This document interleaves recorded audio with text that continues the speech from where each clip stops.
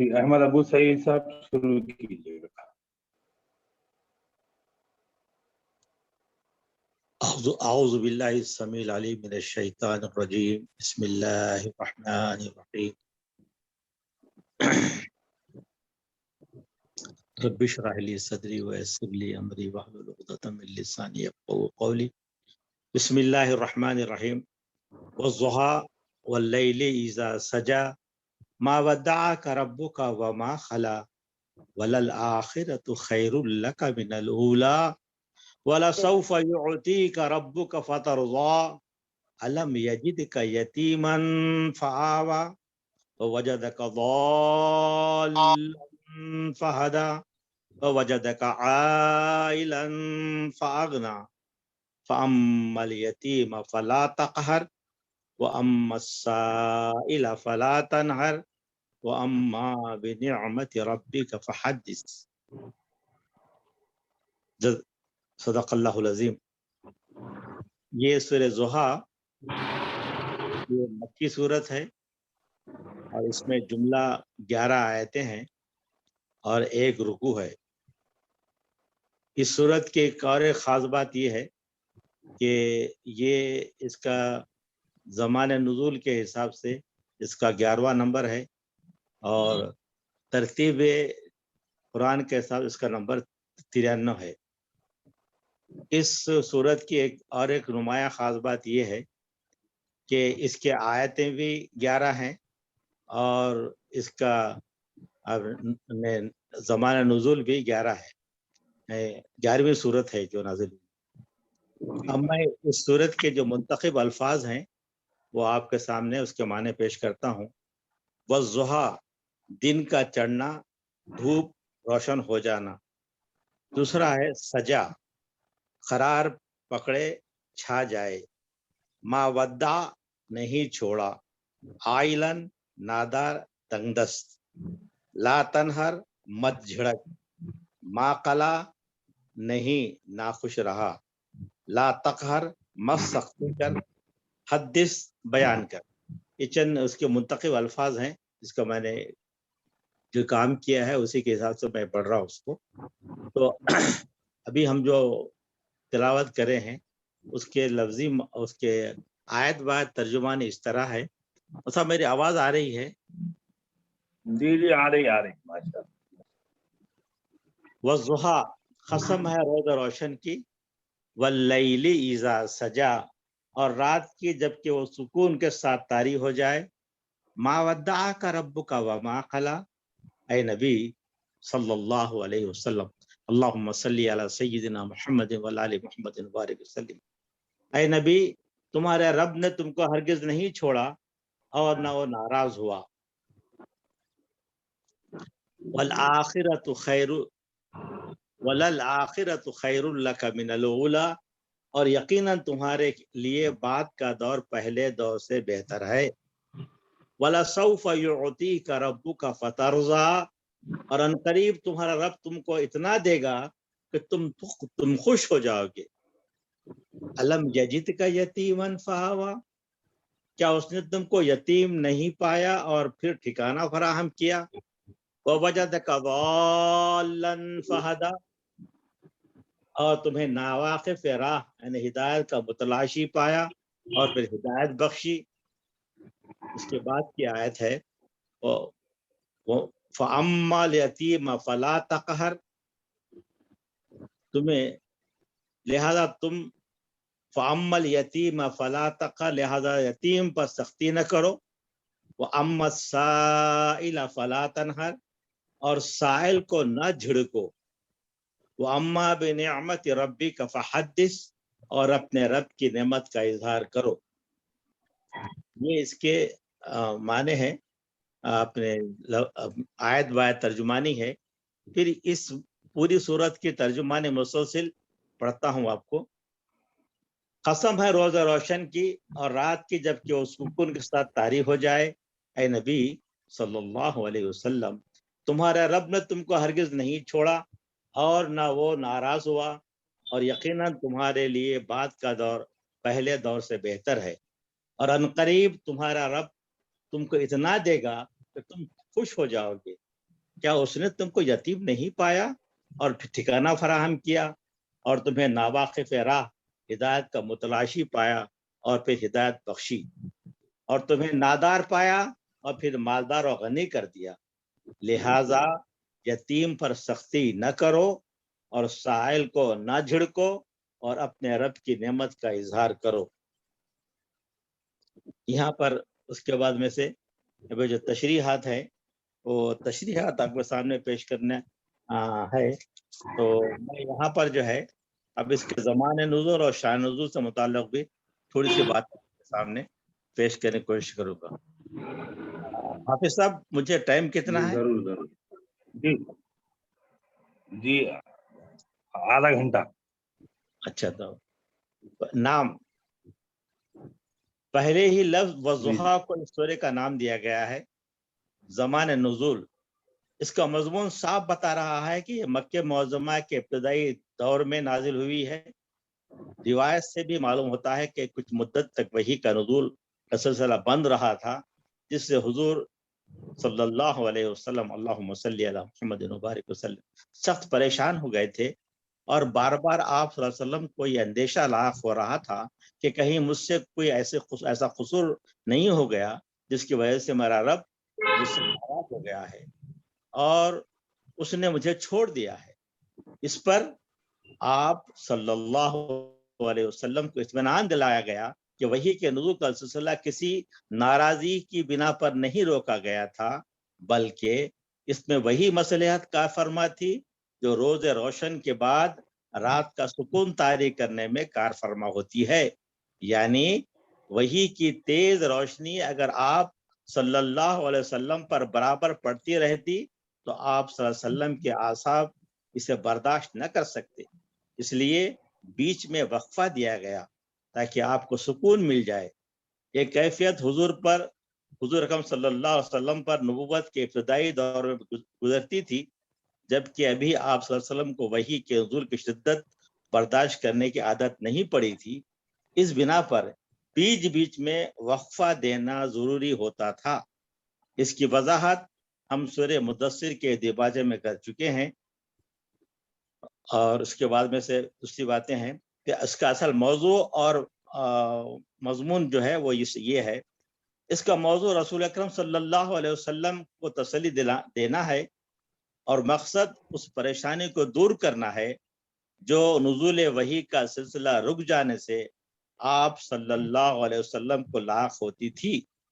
سب سے پہلے روز روشن اور سکون شب کی قسم کھا کر آپ صلی اللہ علیہ وسلم کو اطمینان دلا گیا ہے کہ آپ کے رب نے آپ کو ہرگز نہیں چھوڑا ہے اور وہ آپ سے ناراض اور نہ ہی وہ آپ سے ناراض ہوا ہے۔ اس کے بعد آپ صلی اللہ علیہ وسلم کو خوشخبری دی گئی ہے کہ دعوت اسلامی کی ابتدائی دور میں جن شدید مشکلات سے آپ صلی اللہ علیہ وسلم کو سابقہ پیش آ رہا ہے، یہ تھوڑے دنوں کی بات ہے۔ آپ کے لیے ہر بات کا دور پہلے دور سے بہتر ہوتا چلا جائے گا، اور کچھ زیادہ دیر نہ گزرے گی کہ اللہ سبحانہ و تعالی آپ صلی اللہ علیہ وسلم پر اپنی عطا و بخشش کی ایسی بارش کرے گا جس سے آپ صلی اللہ علیہ وسلم خوش ہو جائیں گے۔ یہ قرآن کی ان صریح پیشین گوئیوں میں سے ہے کہ ایک سے ایک ہے جو بعد میں حرف بحرف پوری ہوئی۔ حالانکہ جس وقت یہ پیشین گوئی کی گئی تھی اس وقت کہیں دور دور بھی اس کے آثار نظر نہ آتے تھے کہ مکے میں جو بے یار و مددگار انسان پوری قوم کی جاہلیت کے مقابلے میں برسر پیکار ہو گیا تھا، تو اسے اتنی حیرت انگیز کامیابی نصیب ہوگی۔ اس کے بعد اللہ سبحانہ و تعالیٰ نے اپنے حبیب صلی اللہ علیہ وسلم حضرت محمد مصطفیٰ صلی اللہ علیہ وسلم سے فرمایا کہ تمہیں یہ پریشانی کیسے لاحق ہو گئی کہ ہم نے تمہیں چھوڑ دیا ہے اور ہم تم سے ناراض ہو گئے ہیں۔ ہم تو تمہارے روز پیدائش سے مسلسل تم پر صبر مہربانیاں کرتے چلے آ رہے ہیں۔ تم یتیم پیدا ہوئے تھے، ہم نے تمہاری پرورش اور خبرگیری کا بہترین انتظام کر دیا۔ تم ناواقف راہ تھے، ہم نے تمہیں راستہ بتا دیا۔ تم نادار تھے، ہم نے تمہیں مالدار بنایا۔ یہ ساری باتیں صاف صاف بتا رہی ہیں کہ تم ابتدائے ابتدا سے ہمارے منظور نظر ہو اور ہمارا فضل و کرم مستقل طور پر تمہارے ساتھ شامل ہے۔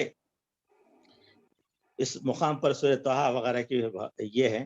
آخر میں نبی کریم صلی اللہ علیہ وسلم کو بتایا ہے کہ جو احسانات ہم نے تم پر کیے ہیں ان کے جواب میں خلق خدا کے ساتھ تمہارا کیا برتاؤ ہونا چاہیے اور ہماری نعمتوں کا شکر تمہیں کس طرح ادا کرنا چاہیے۔ یہ اس کی جو ہے زمان نزول و شان نزول کے تعلق سے بات ہو رہی تھی۔ مول صاحب آگے اجازت ہے پڑھنے کی؟ جی بالکل بالکل بالکل۔ لفظ ہے والضحیٰ، قسم ہے روز روشن کی۔ اس کی تشریح یہ ہے یہاں لفظ ضحیٰ رات کے مقابلے میں استعمال ہوا ہے، اس لیے اس سے مراد روز روشن ہے۔ اور دوسری تفسیر لمبی ہے، وہ اس کو میں چھوڑ دے رہا ہوں۔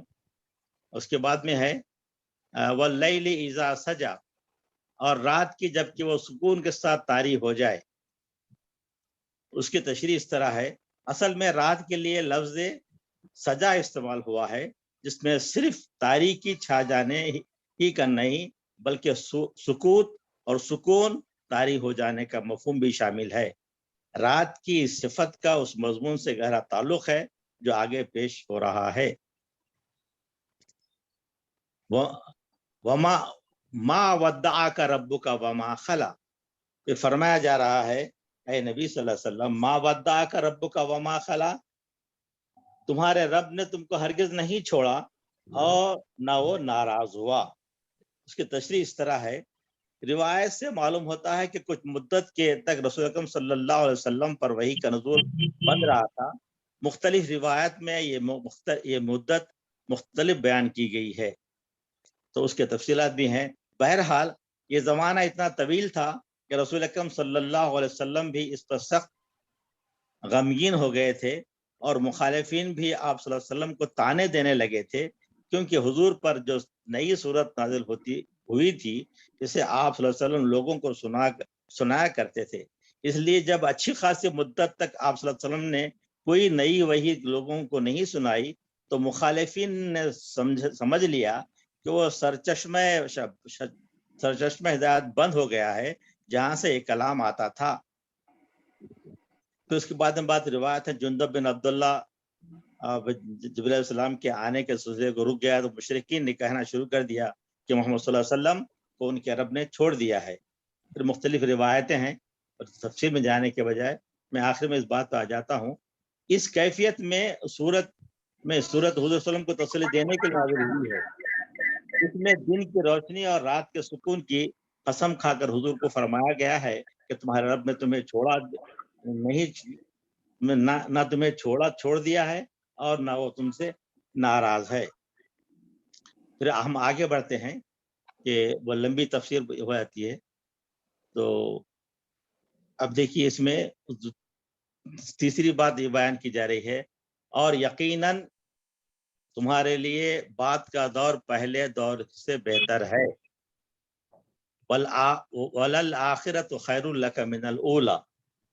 تشریح اس طرح ہے کہ خوشخبری اللہ تعالیٰ نے نبی کریم صلی اللہ علیہ وسلم کو ایسی حالت میں دی تھی جبکہ چند مٹھی بھر آدمی آپ کے ساتھ تھے، ساری قوم آپ کی مخالف تھی، بظاہر کامیابی کے آثار دور دور کہیں نظر نہ آتے تھے، اسلام کی شمع مکے ہی میں ٹمٹما رہی تھی اور اسے بجھا دینے کے لیے ہر طرف سے طوفان اٹھ رہے تھے۔ اس وقت اللہ سبحانہ و تعالیٰ نے اپنے نبی صلی اللہ علیہ وسلم اللہم صلی اللہ محمد وبارک وسلم سے فرمایا کہ ابتدائی دور کی مشکلات سے آپ صلی اللہ علیہ وسلم ذرا پریشان نہ ہوں، ہر بات کا دور پہلے دور سے آپ کے لیے بہتر ثابت ہوگا۔ آپ صلی اللہ علیہ وسلم کی قوت، آپ صلی اللہ علیہ وسلم کی عزت و شوکت اور آپ صلی اللہ علیہ وسلم کی قدر و منزلت برابر بڑھتی چلی جائے گی، اور آپ صلی اللہ علیہ وسلم کا نفوذ و اثر پھیلتا چلا جائے گا۔ پھر یہ وعدہ صرف دنیا ہی تک محدود نہیں رہا ہے، اس میں یہ وعدہ بھی شامل ہے کہ آخرت میں جو مرتبہ آپ صلی اللہ علیہ وسلم کو ملے گا وہ اس مرتبے سے بھی زیادہ بدرجہ بہتر ہوگا جو دنیا میں آپ کو حاصل ہوگا۔ اس کے بعد میں پھر دوسری تشریحات ہے، اس کو میں چھوڑ کر دے رہا ہوں، آگے بڑھ رہا ہوں۔ वलसौफ युतीका रब्बुका फतरज़ा, और अनकरीब तुम्हारा रब तुमको इतना देगा कि तुम खुश हो जाओगे। यानी अगरचे देने में कुछ देर तो लगेगी, लेकिन वो वक्त दूर नहीं है जब तुम पर तुम्हारे रब की अता व बख्शिश की वो बारिश होगी कि तुम खुश हो जाओगे। ये वादा हुजूर अकरम सल्लल्लाहु अलैहि वसल्लम की जिंदगी ही में इस तरह पूरा हुआ कि सारा मुल्क अरब, जुनूब के सवाल से लेकर शुमाल में सल्तनत रूम की शामी और सल्तनत फारस की इराक़ी सरहदों तक, और मशरक़ में खलीज फारस से लेकर मगरिब में बहर अहमर तक आपके ज़ेर निगी हो गया। अरब की तारीख में पहली मर्तबा यह सरजमीन एक कानून और एक ज़ाब्ते के ताबे हो गई। जो ताकत भी इससे टकराई वो पाश पाश होकर रह गई। कलमे ला इलाहा इल्लल्लाह मुहम्मद रसूलुल्लाह से वो पूरा मुल्क गूंज उठा, जिसमें मुशरिकीन और अहले किताब अपने झूठे कलमे बुलंद कर रखने के लिए आखिरी दम तक एड़ी चोटी का जोर लगा चुके थे। लोगों के सिर्फ सर ही इताअत में नहीं झुक गए, बल्कि इनके दिल भी मुस्तकर हो गए और अकायद, अखलाक और आमाल में एक इनकलाब अजीम बर्पा हुआ। पूरी इंसानी तारीख में इसकी नज़ीर नहीं मिलती कि इस जाहिलियत में डूबी हुई कौम सिर्फ 23 साल के अंदर इतनी बदल गई। इसके बाद हुजूर अकरम सल्लल्लाहु अलैहि वसल्लम पर पाकी पर हुजूर सल्लल्लाहु अलैहि वसल्लम की बर्पा की हुई तहरीक इस ताकत के साथ उठी कि एशिया, अफ्रीका, यूरोप के एक बड़े हिस्से पर छा गई और दुनिया के गोशे गोशे में इसके असरात फैले। ये कुछ तो अल्लाह ताला ने अपने रसूल सल्लल्लाहु अलैहि वसल्लम को दुनिया में दिया, और आखिरत में जो कुछ देगा इसकी अजमत का तस्वुर भी कोई नहीं कर सकता। उसके बाद की आयत है मुसाब, अलम यजिद का यतीमन फ़आवा, क्या उसने तुमको यतीम नहीं पाया और ठिकाना फराहम किया। यानी तुम्हें छोड़ देने और तुमसे नाराज होने का क्या सवाल पैदा होता है। हम तो उस वक्त से तुम पर मेहरबान हैं जब तुम यतीम पैदा हुए थे। हुजूर अभी बतन मादर ही में 6 महीने के थे और आप सल्लल्लाहु अलैहि वसल्लम के वालिद माजिद का इंतकाल हो गया, इसलिए आप सल्लल्लाहु अलैहि वसल्लम दुनिया में यतीम ही की हैसियत से तशरीफ लाए। मगर अल्लाह ताला ने एक दिन भी आपको बेसहारा ना छोड़ा। 6 साल के अरसे तक वालदा माजिदा आपकी परवरिश करती रहीं। इनकी शफकत से महरूम हुए तो 8 साल की उम्र में आपके जद्द अमजद ने आपको इस तरह पाला कि उनको न सिर्फ आप सल्लल्लाहु अलैहि वसल्लम से गैर मामूली मोहब्बत थी, बल्कि उनको आप पर फख्र था। और वो लोगों से कहा करते थे कि मेरा ये बेटा एक दिन दुनिया में बड़ा नाम पैदा करेगा। उनका भी इंतकाल हो गया तो आप सल्लल्लाहु अलैहि वसल्लम के हकीकी चचा अबू तालिब ने आपकी किफालत अपने जिम्मे ली और आपके साथ ऐसे ही मोहब्बत का बर्ताव किया कि कोई बाप भी इससे ज्यादा नहीं कर सकता। हत्ता के नबूवत के बाद जब सारी कौम आपके दुश्मन हो गई, उस वक्त 10 साल तक वही आप सल्लल्लाहु अलैहि वसल्लम की हिमायत में सिरा सिपर रहे। तो उसके बाद की बात है, वो वजदका ज़ाल्लन फ़हदा, और तुम्हें नावाकिफ़ राह पाया और फिर हिदायत बख्शी। असल में लफ्ज़ ज़ालन इस्तेमाल हुआ है जो जलालत से है। अरबी ज़बान में ये लफ्ज़ कई मानों में इस्तेमाल हुआ है। इसके एक माने गुमराही के हैं, दूसरे माने ये हैं कि कोई शख्स रास्ता ना जानता हो और एक जगह हैरान खड़ा हो कि मुख्तलिफ रास्ते जो सामने हैं इनमें से किधर जाऊं। एक और माने खोए हुए के हैं। चुनांचे अरबी मुहावरे में कहते हैं कि ज़ल्लल माउ फिल लमन, पानी दूध में गुम हो गया। इस तरह इसकी लंबी तशरीह है, मैं उसको ओमिट कर रहा हूँ, टाइम नहीं है। इजाजत है ना? जी बिल्कुल बिल्कुल बिल्कुल। वो वजह तक ज़ालन फ़हदा के बाद में से वो वजह तक आइलन फ़ागना, और तुम्हें नादार पाया और फिर मालदार कर दिया। यानी नबी करीम सल्लल्लाहु अलैहि वसल्लम के लिए आपके वालिद माजिद ने मीरास में सिर्फ एक ऊँटनी और एक लौंडी छोड़ी थी। इस तरह आपके जिंदगी की इब्तदाई افلاس کی حالت میں ہوئی تھی. پھر ایک وقت آیا کہ قریش کے سب سے زیادہ مالدار خاتون حضرت ختیجہ الکبریٰ رضی اللہ تعالی عنہ نے پہلے تجارت میں آپ کو اپنے ساتھ شریک کیا اور اس کے بعد انہوں نے آپ سے شادی کر لی اور ان کے تمام تجارتی کاروبار کو آپ نے سنبھال لیا. اس طرح آپ صلی اللہ علیہ وسلم نہ صرف یہ کہ مالدار ہو گئے بلکہ آپ کی مالداری اس نوعیت کی نہ تھی کہ محض بیوی کے مال پر آپ کا انحصار ہو. ان کی تجارت کو فروغ دینے میں آپ کی اپنی محنت اور قابلیت کا بہت بڑا حصہ تھا. اس کے بعد کیا آیا تھا مصعب وہ وجہ کا آئرن فاغنا. اس کے بعد میں فَأَمَّا الْيَتِيمَ فَلَا تَقْهَرْ وَأَمَّا السَّائِلَ فَلَا تَنْهَرْ وَأَمَّا بِنِعْمَةِ رَبِّكَ فَحَدِّثْ. لہذا وَأَمَّا الْيَتِيمَ فَلَا تَقْهَرْ، اور لہذا یتیم پر سختی نہ کرو اور سائل کو نہ جھڑکو اور اپنے رب کی نعمت کا اظہار کرو. تو یہاں پر بات آ رہی وَأَمَّا الْيَتِيمَ فَلَا تَقْهَرْ، لہذا یتیم کو پر سختی نہ کرو. یعنی تم چونکہ خود یتیم رہ چکے ہو اور اللہ نے تم پر یہ فضل فرمایا کہ یتیمی کی حالت میں بہترین طریقے سے تمہاری دستگیری کی، اس لیے اس کا شکرانہ یہ ہے کہ تمہارے ہاتھ سے کبھی کسی یتیم پر ظلم اور زیادتی نہ ہونے پائے.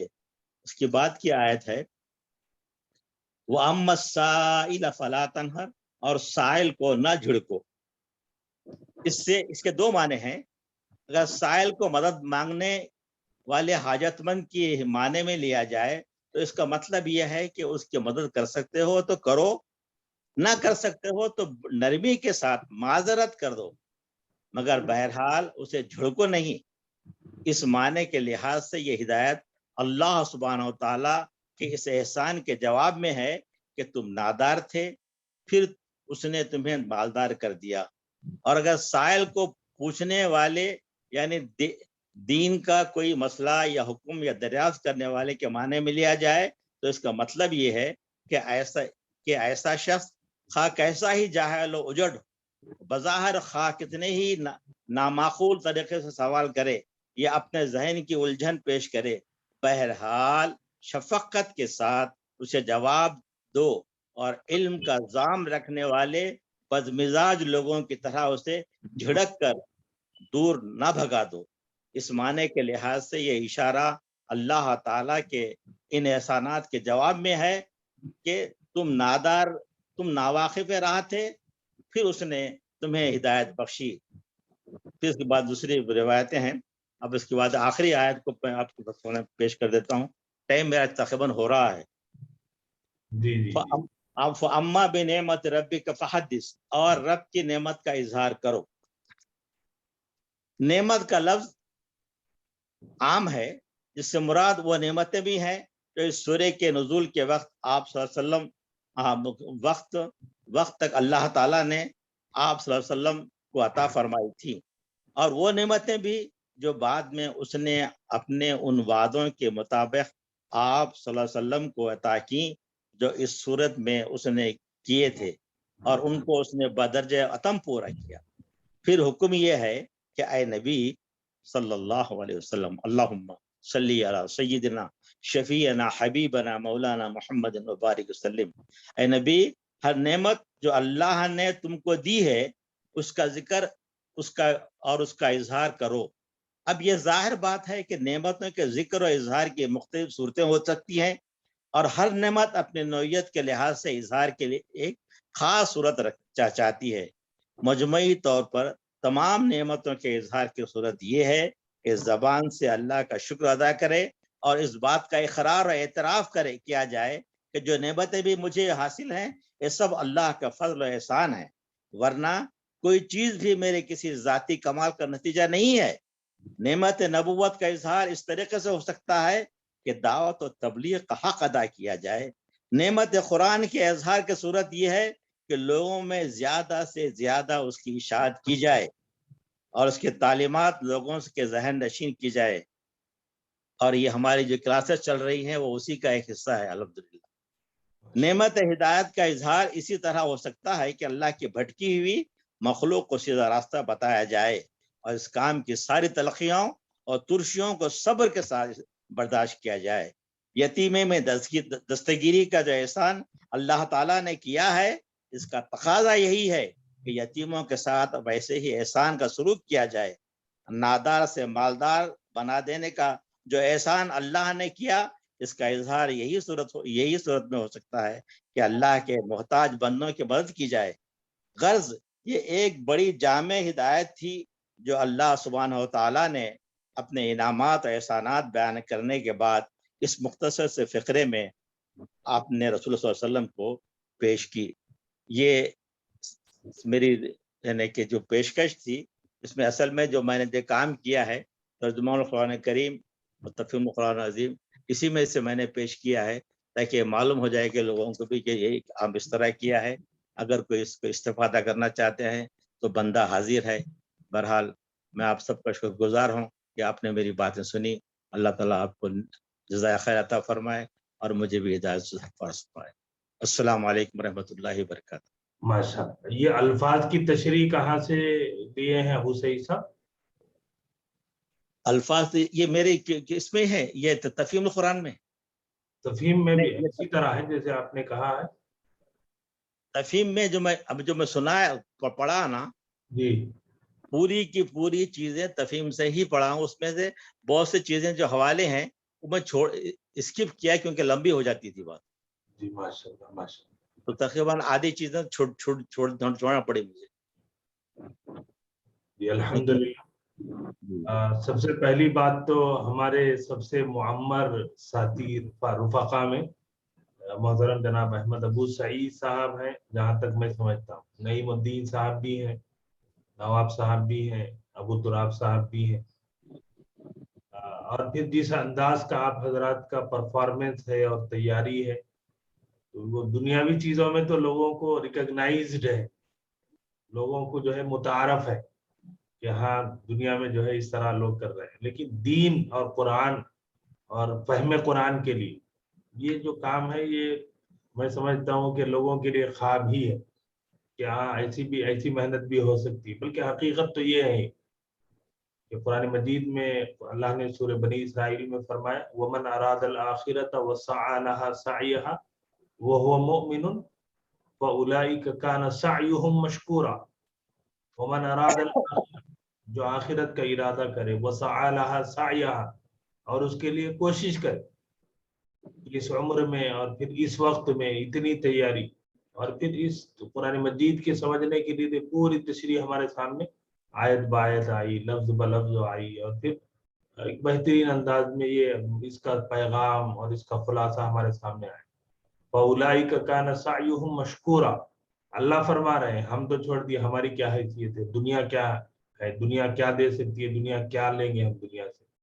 اللہ فرما رہے ہیں ہماری یہ کوشش بارگاہ خداوندی میں قابل شکر، یعنی اللہ تبارک و تعالیٰ اس کا جو ہے بدلہ دیں گے، ریوارڈڈ ہے، اللہ کے پاس سے جو ہے وہ تھینکڈ ہے۔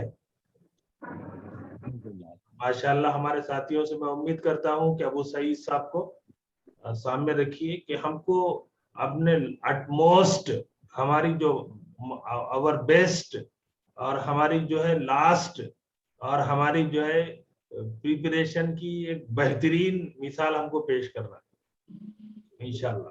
ہمارے ساتھی طے کریں گے مجید کا جو گرامر اور قرآن مجید کی جو کچھ چیزیں ہم نے ایک سال میں پڑھ لی ہیں، تو اس کا مقصد یہ ہے کہ اس کی ڈیپ نالج، اس لیے کہ قرآن مجید آپ کا آئی اوپنر ہے، قرآن مجید آپ کا ہارٹ ٹچنگ ہے، قرآن مجید آپ کے جو ہے علم، عمل، فہم، بصیرت، کردار، ہر چیز کو جو ہے آگے بڑھانے والا۔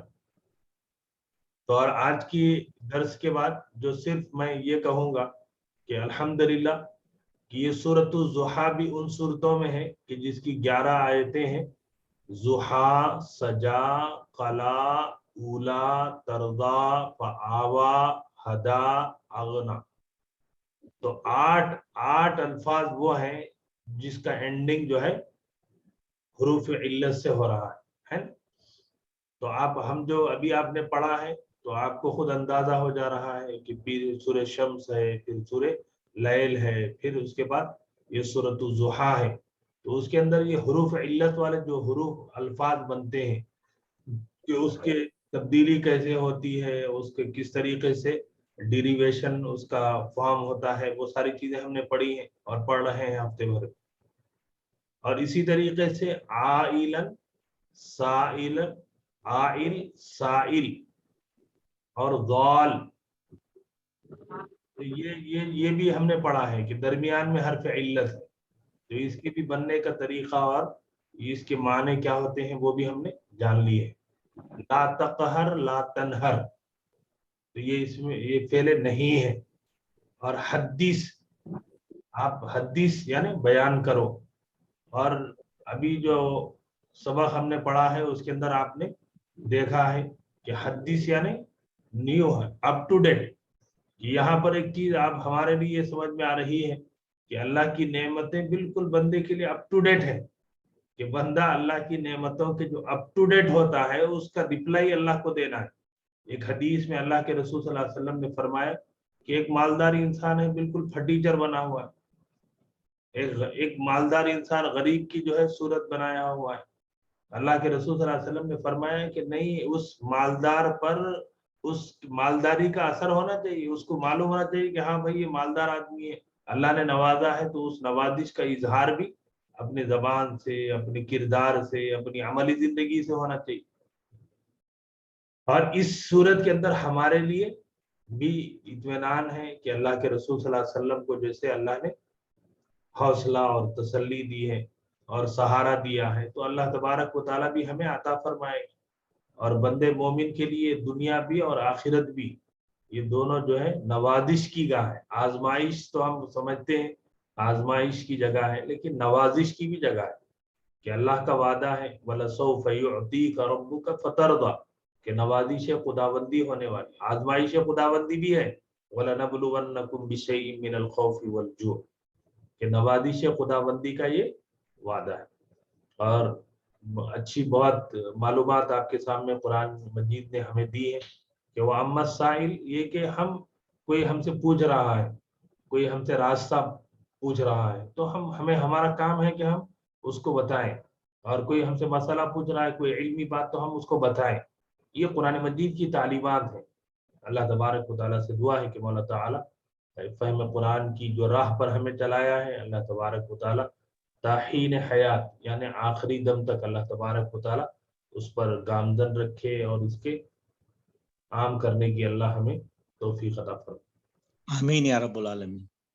ابھی درس حدیث ہے ریاض الصالحین، اور تقریباً 7 احادیث ہم نے پڑھ لی ہے جو اخلاص کے باب میں ہے۔ 8ویں حدیث محترمہ باقیہ سلطانہ صاحبہ پڑھیں۔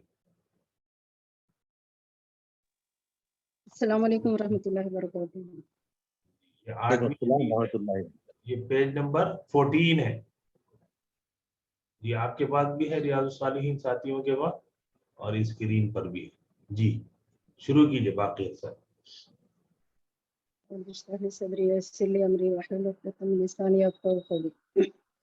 میں 8 اور 9 دو احادیث پڑھوں گی انشاءاللہ۔ دی پڑھیے۔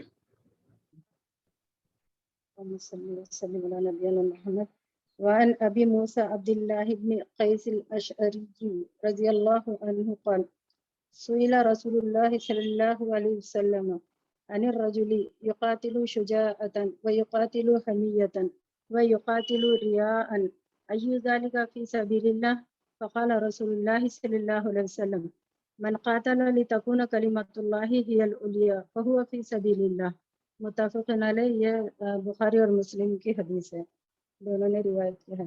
یہاں پر اس حدیث میں عن ابی موسیٰ عبداللہ بن قیس الاشعری رضی اللہ تعالیٰ عنہ، ساتھ ساتھ میں اس کے یہ بھی گرامر بھی بتا دوں کہ یہاں پر ان کی وجہ سے سارے حروفوں پر کسرہ لگا ہے۔ تو یہاں پر ابو موسیٰ عبداللہ ابن قیس جو اشعری قبیلے کے تھے، انہوں نے روایت کیا ہے کہ رسول اللہ صلی اللہ علیہ وسلم نے رسول اللہ صلی اللہ علیہ وسلم سے پوچھا گیا انر رجل، ایک آدمی کے بارے میں، یقاتل شجاعتن، یعنی وہ لڑتا ہے بہادری کے لیے. تو یہاں پر سویلا ہے ماضی مجہول، اور یقاتل ہے مضارع غائب. تو یہاں پر تو اس آدمی کے بارے میں پوچھا گیا جو شجاعت کے بہادری کے لیے لڑتا ہے. وہ یقاتل حمیتن، وہ یعنی حمیت اور غیرت کے لیے لڑتا ہے. وہ یقاتل ریان، اور ایک وہ آدمی جو دکھاوے کے لیے لڑتا ہے. تو پوچھا گیا رسول اللہ صلی اللہ علیہ وسلم سے کہ ایو ذالک فی سبیل اللہ، تو ان میں سے کون سا اللہ کی راہ میں ہے. فقال رسول اللہ صلی اللہ علیہ وسلم، رسول اللہ صلی اللہ علیہ وسلم نے فرمایا من قاتل لتکون کلمت اللہ، یعنی وہ شخص یعنی جو اللہ کے خاطر اللہ کے کلمے کو، ہی العلیٰ، کلمت اللہ ہی العلیٰ، جو اللہ کے کلمے کو بلند کرنے کے لیے لڑتا ہے، فہو فی سبیل اللہ، یعنی وہ وہی اللہ تعالیٰ کی راہ میں لڑنا ہوا. اور ایک دوسری حدیث ہے، وان ابی بکرۃ نوفی ابن الحارث الثقفی رضی اللہ عنہ نبی صلی اللہ علیہ وسلم قال. بس یہ یہاں پر ابو بکر نوفی ابن حارث جو ثقفی قبیلے کے تھے فرماتے ہیں صحابی کہ نبی صلی اللہ علیہ وسلم نے فرمایا، انہوں نے فرمایا کہ نبی صلی اللہ علیہ وسلم، آپ صلی اللہ علیہ وسلم فرماتے ہیں اذا التقى مسلمانی، یعنی جب دو مسلمان آپس میں لڑتے ہیں بسیفہما، اپنے تلواروں سے. تو یہاں پر تقا کیا ہے کہ بھیڑ جانا آپس میں، یہ تقا یتقی سے ہے، اور یہ فعل ناقص سے اس کے آخر میں حروف علت آیا ہے، اور یہ مسلمانی مثنیٰ ہے.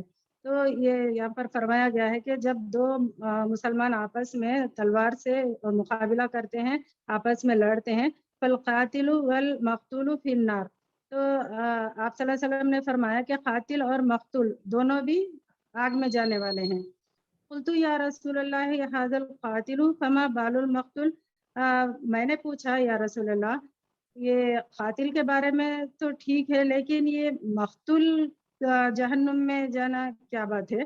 تو آپ صلی اللہ علیہ وسلم نے فرمایا انہو کان حریصا علی قتل صاحبہ، یعنی کہ وہ جو مقتول ہے وہ بھی تو قتل کرنے کا ارادہ رکھتا تھا اپنے دوست کو.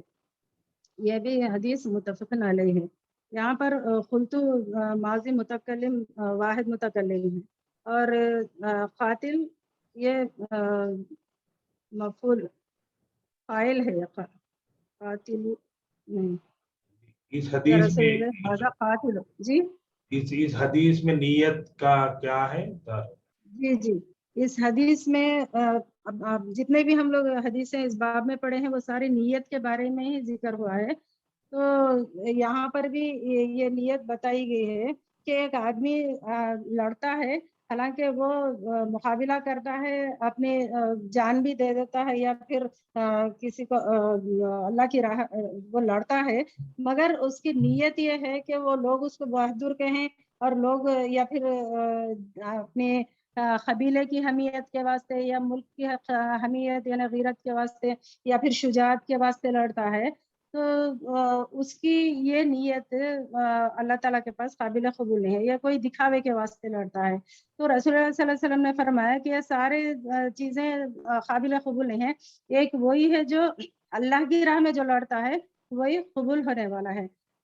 یہ دوسری حدیث میں یہ بتایا گیا ہے کہ دو آدمی جب اللہ تعالیٰ آپس میں اپنے تلواروں سے لڑتے ہیں تو قاتل اور مقتول دونوں بھی جہنم میں جائیں گے. تو یہاں پر حالانکہ وہ بھی قتل ہوا، مقتول بھی قتل ہوا ہے، لیکن اس کا ارادہ بھی قتل کرنے کا تھا، اس کی نیت قتل کرنے کی تھی، اس وجہ سے وہ جہنم میں جائے گا. تو یہاں پر یہ دیکھنا ہے کہ جو بھی ہم کام کرتے ہیں اس کی نیت ہماری صحیح ہونی چاہیے. ہم جتنا بھی پیسہ لگائے، علم حاصل کرے، یا پھر اللہ کے راہ میں جہاد کرے، جو بھی کرے، جب تک ہماری نیت صاف نہیں ہوتی، نیت پاک نہیں ہوتی، وہ عمل قبول نہیں ہوتا. دوسری حدیث کا بھی حوالہ دے سکتی کیا مفتی صاحب؟ جی بالکل بالکل بالکل بالکل. تو ایک ہم لوگ جانتے ہیں کہ ایک حدیث جو مشہور ہے کہ جب اللہ تعالیٰ کے دربار میں بڑے بڑے نیکیاں لے کے لوگ جائیں گے، جیسے عالم ہے اور شہید ہے اور سخی ہے، ایسے ساری نیکیاں لے کے جانے کے باوجود بھی اللہ تعالیٰ کے دربار میں جب پیش ہوں گے وہ بولیں گے کہ اللہ تعالیٰ تیری خاطر ہم نے یہ سب کیا ہے، تو اللہ تعالیٰ ہمارے دلوں کو جاننے والا ہے، وہ یہ کہے گا کہ نہیں تم نے یہ سارا کچھ دکھاوے کے لیے کیا ہے، اس لیے اسے جہنم میں ڈال دیا جائے گا۔ تو یہ بہت ہی دہلا دینے والی حدیث ہے، اور ہم لوگوں کو اپنے ہر عمل میں یہ چیز کو ملحوظ رکھنا ہے کہ نیت ہماری پاک اور صاف ہو۔ تو یہاں پر ایک اور حدیث کا بھی حوالہ میں دینا چاہتی ہوں کہ ابو داؤد ابن ماجہ کی ایک حدیث ہے کہ رسول اللہ صلی اللہ علیہ وسلم نے فرمایا، جس نے کوئی ایسا علم سیکھا جس سے اللہ تعالیٰ کی خوشنودی حاصل کی جاتی ہے اور وہ اسے کسی دنیاوی فائدے کے حصول کے لیے سیکھتا ہے، تو قیامت کے دن جنت کی خوشبو بھی نہیں پائے گا۔ حضرت عبداللہ ابن مسعود رضی اللہ تعالیٰ اس مفہوم کی اس کی تشریح کرتے ہیں اس حدیث کی کہ 3 چیزوں کے لیے علم نہ حاصل کرو: بے عقل لوگوں پر برتری جتانا، یا اہل علم و فقہ سے بحث و مباحثہ کرنا، یا لوگوں کو اپنی طرف مائل کرنا و متوجہ کرنا، بلکہ اپنے قول و فعل سے اللہ تعالیٰ کا اجر طلب کرو، کیونکہ وہی باقی رہے گا، اس کے علاوہ سب آئے گا جائے گا۔ میں یہاں پر یہ حدیث اس لیے پیش کر رہی ہوں کہ ہم علم سیکھنے والے ہیں تو ہماری نیت بھی بہت صحیح ہونا چاہیے۔ اگر علم سیکھ کے ہم یہ سمجھے کہ لوگ ہماری تعریف کریں یا پھر ہم لوگوں میں بڑا نام کمائیں گے یا پیسہ کمائیں گے، یہ اگر ہمارا ارادہ ہے تو ہماری یہ ساری محنت رائے گاں چلی جائے گی۔ اگر ہمارا ارادہ یہ ہے کہ ہم اللہ تعالیٰ کے کلام کو سمجھیں، حدیث پاک کو سمجھنے کے لیے ہم علم حاصل کر رہے ہیں اور لوگوں کو سکھانے کے لیے ہم یہ علم حاصل کر رہے ہیں، تو یہ اللہ تعالیٰ کے پاس بہت ہی مقبول ہوگا اور اللہ تعالیٰ اس کا بھرپور ہم کو اجر دے گا۔ تو میں اللہ تعالیٰ سے دعا کرتی ہوں کہ اللہ تعالیٰ ہماری نیتوں کے کھوٹ کو دور فرما دے اور ہماری نیتوں کو پاک اور صاف کر ہمارا جو بھی عمل ہے اللہ تعالیٰ کی خاطر ہو۔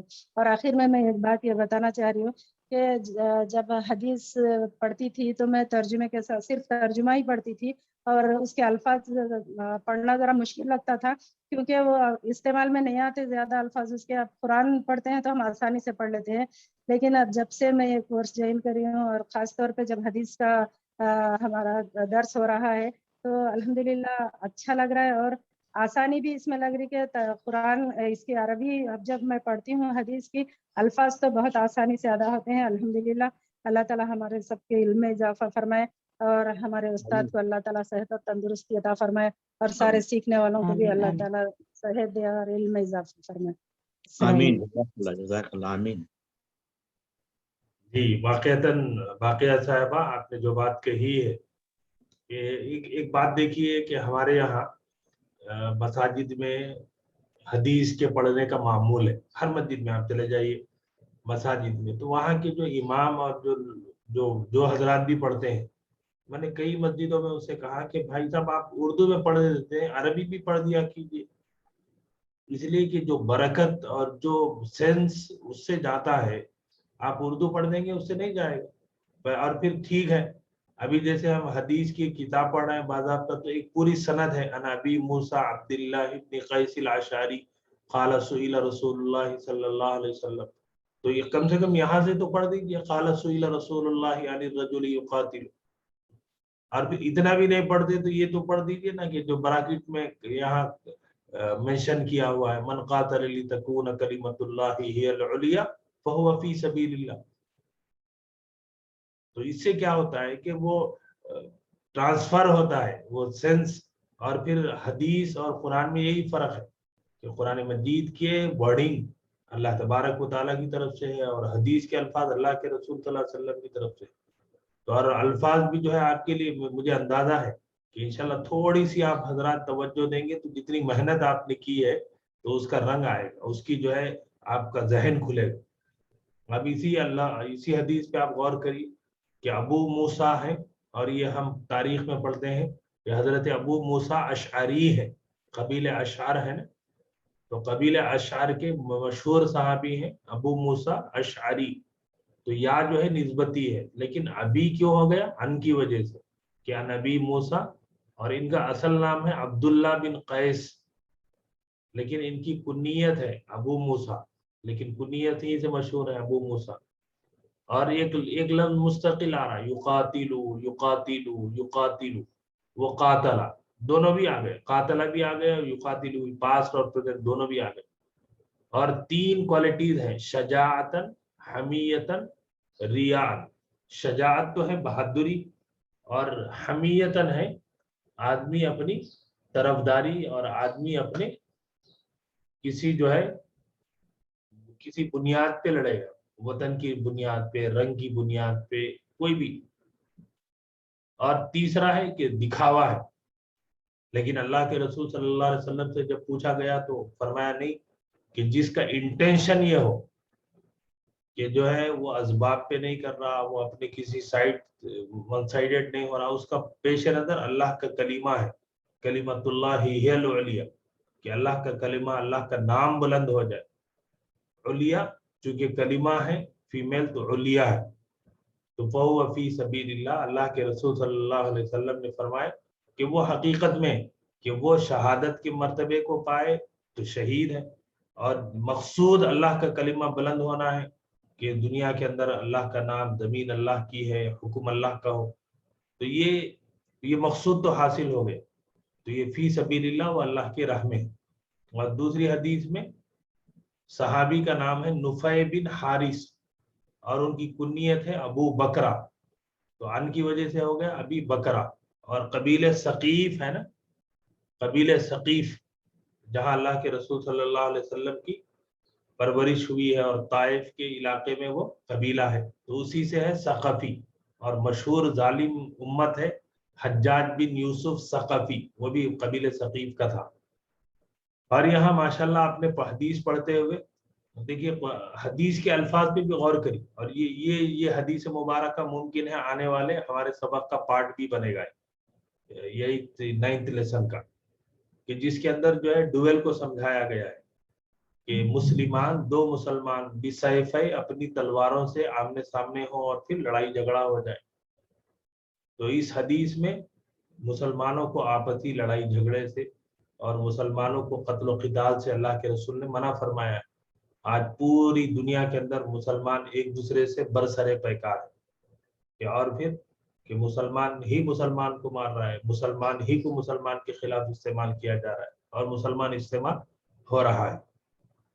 تو اس حدیث میں بھی اللہ کے رسول صلی اللہ علیہ وسلم نے نیت کی بنیاد پر بیان فرمایا ہے کہ نیت ہوگی تو اسی لیے لڑنے والا بھی اور مرنے والا بھی دونوں بھی جو ہے جہنم میں ہے.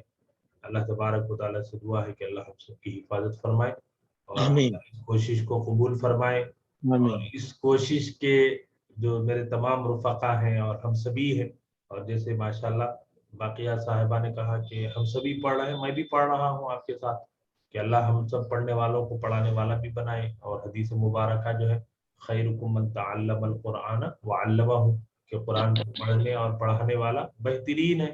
تو اس سے بہترین، اس سے زیادہ سرٹیفائیڈ کون ہے کہ جو اللہ کے رسول نے ہم کو بہتر فرمایا ہے.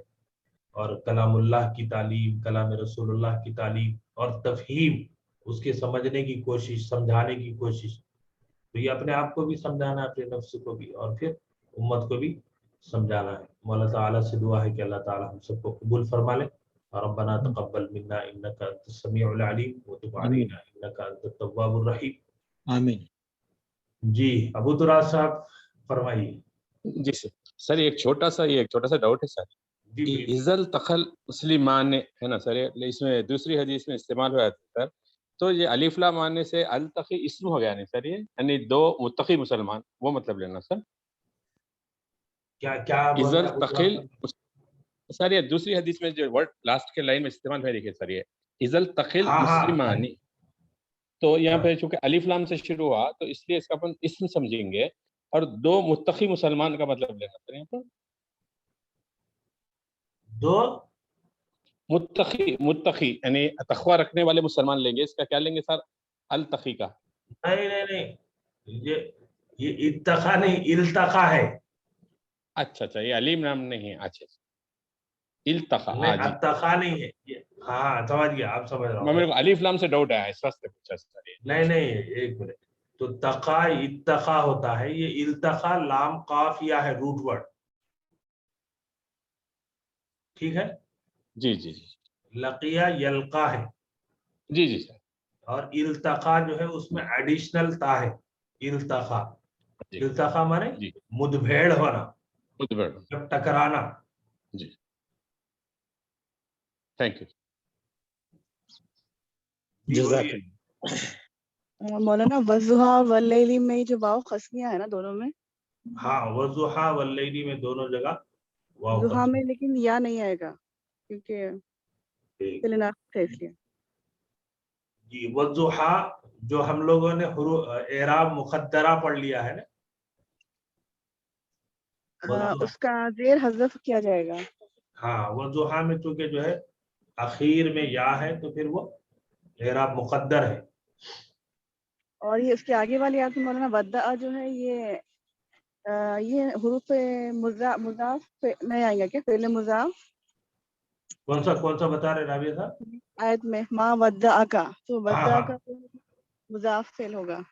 हाँ, ये देखिए वद्दा युवद्दिउ होता है, वद्दा पास्ट है जी तो वद्दा मा पास्ट से पहले मा आता है तो मा वद्दा का, उसने नहीं छोड़ा आपको। जी मौलाना। अलविदा हमारे पास जो हम बोलते हैं वो उसी का है, पास्ट।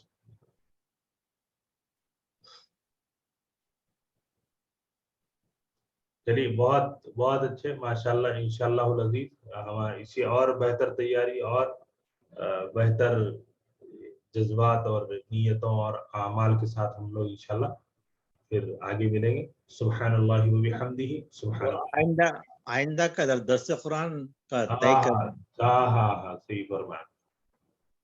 ये वो आइंदा वो भी दर्स कुरान जो है, अभी सिर्फ 2 सूरतें बाकी रह गई हमारी, कि सूरह इंशिरा और सूरत तीन हो जाए तो फिर जो जो भी मुकम्मल करेंगे उन्हीं को दावत देना पड़ेगा। अब ये अलम नशरा को भी नेक्स्ट वीक मुझे चांस मिलेगा क्या? जी आप करेंगे।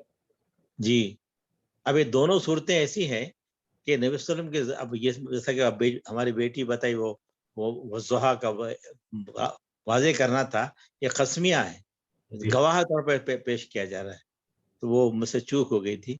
और ये अलम नशरा भी अगर से आप इजाज़त दें तो आइंदा इसको पेश करता हूँ। ठीक है, ठीक है। और दर्स अलम नशरा भी जी हाँ, चूंकि तसलसल है मुकम्मल, चूंकि मैं सोच रहा था कि दोनों हो जाएगी, लेकिन आइंदा आप कर दीजिए अबू सही साहब। जज़ाकल्लाह। और दर्स हदीस नुसरत जहां साहबा करेंगे। नहीं, मैं नसरीन दरस हदीस करते बोले थे, मैं ये दरस कुरान करूंगी सोची थी। अच्छा, दोनों साथ में है। ठीक है, उनको दीजिए, मौका दीजिए। नहीं कोई बात नहीं, नेक्स्ट इंशाल्लाह अगले वीक ले लेंगे। हाँ हाँ, नहीं और एक आगे की जो हदीस है वो काफी लंबी है, जी तो दर्स हदीस इंशाल्लाह मैं कर लूंगा, ठीक है। जी, अच्छी बात तो है अबू सईद इंशाल्लाह। साहब दर्स कुरान करेंगे और इस बंदा जो है दर्स हदीस है। और फिर आइंदा के जो आखिरी है तो जी आप इंशाल्लाह। दो बहनें कर लीजिए, फिर इंशाल्लाह जी 12:30 मुकम्मल हो जाएगा। इंशाल्लाह।